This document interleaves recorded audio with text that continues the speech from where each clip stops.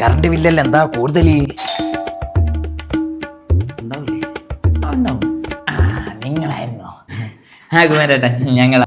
എന്താ ഇതെന്താ